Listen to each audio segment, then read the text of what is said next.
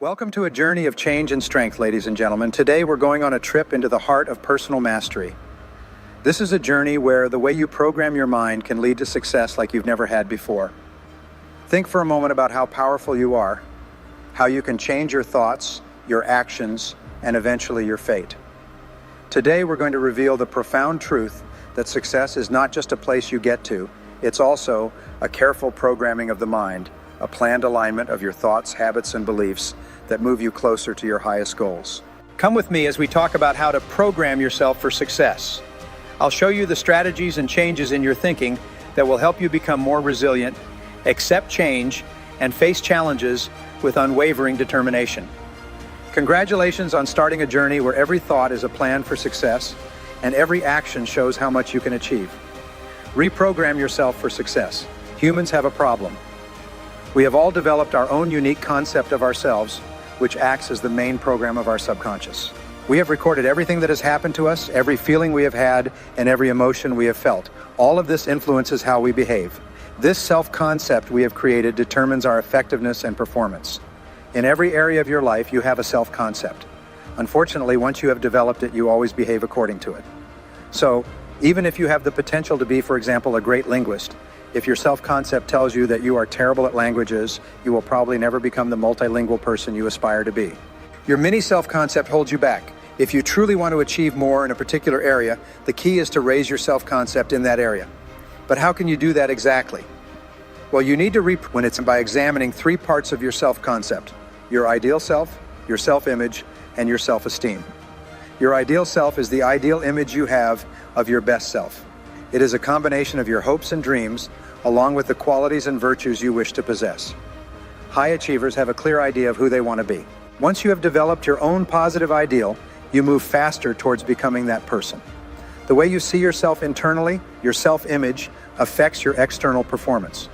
A positive and productive inner self equals a positive and productive outer self. If you see yourself as unpopular or insecure, your external personality reflects the same. To overcome any negative aspects of self-image, fill your mind with positive images of yourself performing at your best and stay there. Then relax. When you have to perform later, your subconscious will remember it. Finally, your self-esteem is the emotional component of your self-concept. And perhaps the most important part is how much you like yourself. Your entire life revolves around it. Every positive experience elevates it, and every negative experience diminishes it. The gap between your ideal self and your self-image also affects it. When your current performance is consistent with your ideal, your self-esteem rises. When it's inconsistent, it falls. Having a very clear ideal self enhances your performance. It makes your performance closer to your ideal, and as a result, boosts your self-esteem. Even something as simple as repeating "I like myself" greatly increases your self-esteem. Never underestimate the power of words. Try it. Soon, you'll feel more confident and happier with yourself. Why do you need to do this? Having higher self-esteem helps you develop millionaire habits that you'll need to unleash your full potential. Change your self-concept and you'll change your reality. 2. How to stay fit and healthy. There's no doubt life expectancy is on the rise. Many people are now living into their 90s and even 100s. Your goal should be to do the same. So, what are the best ways to achieve this? First, choose to be fit and healthy. That means maintaining your proper weight. If you're overweight, that's your choice. You're the one who chooses to eat. There are many diets that can help, but they all come down to 5 words: eat less and exercise more. It will take time to get rid of your little extra, but set and write down a goal. Find out what you need to do to reach your goal, then work on it until you achieve it. Secondly, eat properly. Balance your diet and eat more fruits, vegetables, and whole grains. Drink plenty of water. Also, eliminate or minimize the 3: salt, sugar, and flour. The timing of when you eat is also important. Eating only 20% of your calories after 2 p.m. will help you lose weight. Conversely, eating between 61 and 80% after 2 p.m. will ensure you gain weight. Remember diet guru advice: breakfast like a king, lunch like a prince, and dinner like a pauper. Thirdly, exercise. Exercise every joint in your body every day. Exercise for 200 minutes each week. Even taking a 30-minute walk every day will make you one of the fittest people. You must do this to be fit and healthy. Fourth, take care of yourself. Sleep 6 to 7 hours per night. Going to bed at 10 p.m. will do you a lot of good, and increasing the number of hours you sleep will make you feel clearer, more alert, creative, and intelligent. And as for days off, take at least 120 days a year. Impossible, you say? Well, just make sure you take off every weekend to start with. Adding holidays gives even more. And on top of that, you have vacations. Brush your teeth and use dental floss twice a day. Bathe or shower regularly and keep your nails clean.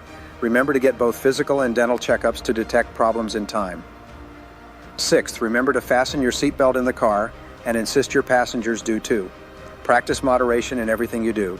Stay optimistic always and take 30 to 60 minutes every day for solitude and meditation. Finally, make tranquility your highest goal. Only do what feels right and natural to you.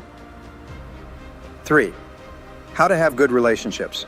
Aristotle, the ancient Greek philosopher, said that humans are social animals. Sidney M. Girard, psychologist and author of Healthy Personality, suggests that up to 85% of your happiness will come from your relationships. So, does it make sense to develop good habits to create excellent relationships? Here are some things you can do to achieve that. First, develop acceptance. Everyone wants to be accepted unconditionally. If you can make everyone you meet feel valuable and important, you'll satisfy that need. Not only that, but you'll also be welcomed. A simple smile goes a long way when meeting someone. Secondly, strive to boost your self-esteem. Not just your own, but others as well. How? Start each day by appreciating the good things in your life. Appreciate being alive, your family and friends, and your good health, and give thanks whenever you can. Each time you do this, you not only elevate the recipient's self-esteem, but your own as well. Next, compliment people on their traits, appearance, qualities, possessions, etc. Extend this to their children and spouses. Praise and approve whenever possible. Do it promptly and be specific about what you're praising. You'll make people feel valued and respected. Finally, listen. Unfortunately, most people don't know how to listen, but here are some tips to help you develop your skills. First, always listen attentively. Focus on the other person's eyes and mouth. Secondly, be sure to pause before responding. 3 to 5 seconds should be enough. This ensures you don't interrupt and also shows you're considering what the other person said before responding. In fact, you'll have heard what the other person said at a much deeper level. Then, ask clarifying questions to ensure you fully understood what the other person said. And finally, repeat back what the person said in your own words. Develop these habits at home and work, and you'll surely be rewarded with excellent relationships. 4. How to do what you love. 4. How to do what you... Once your well-being and relationships are in order, it's time to think about doing things you love, specifically at work. There are nearly unlimited job opportunities available. In the US alone, there are over 200,000 different jobs. So think about what you'd love to do and don't just accept the first job that comes your way.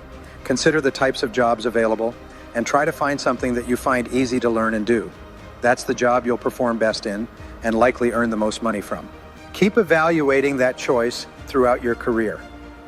In their lives, some people achieve extraordinary things, earn more money, have excellent families, friends, and relationships, maintain healthier shapes, and live longer and happier lives.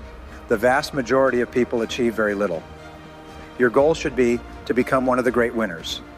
The only difference between high and low performers is their habits. So if you want to perform well, develop the right habits. First, work hard to become the person you want to be. Your past habits don't matter in the slightest.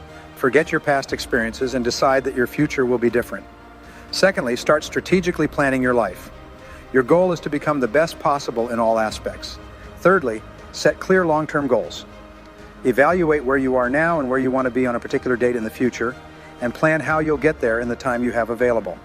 Your goal should be clear, but be flexible about how you can achieve it. And fourthly, set daily goals. Daily, write down what you want to achieve in a notebook, not on your phone, tablet, or computer.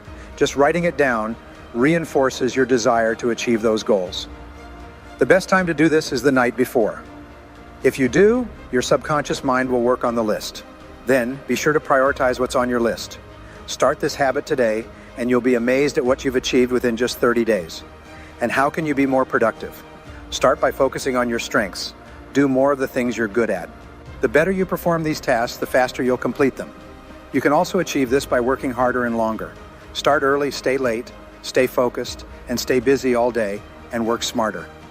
Prepare for everything, whether it's meetings or interviews or something inside or outside of work. It may take up some of your time now, but it will save you time in the future. One thing you can't do is over-prepare. And here's one last piece of advice regarding work. Dress well. First impressions really count. Think about how you look when you arrive at work in the morning. What does your appearance say about you? And what would someone think looking at your workspace about the person who works there? How could you change your appearance or your workspace to make people think positively about you? 5. How to become financially independent. Know the old saying, take care of the pennies and the dollars will take care of themselves. It's absolutely true. It's also true that most self-made millionaires are incredibly frugal. They won't buy something new if they can get it secondhand. They won't buy anything if they can rent it. And why rent if they can borrow what they need? So if you want to become a millionaire, you need to think and act like a millionaire. Let's look at some of the other habits that motivate them. Firstly, they save and invest regularly. You should do the same. Set aside an amount you can afford, at least 10% of your income, and stick to it. Even if you think you can't, you'll soon adjust to living without that 10%. And if you can't afford it now, start with something smaller and increase it. Never dip into that money. Over time, increase that figure to 20%. If you receive unexpected money, add it to your savings as well.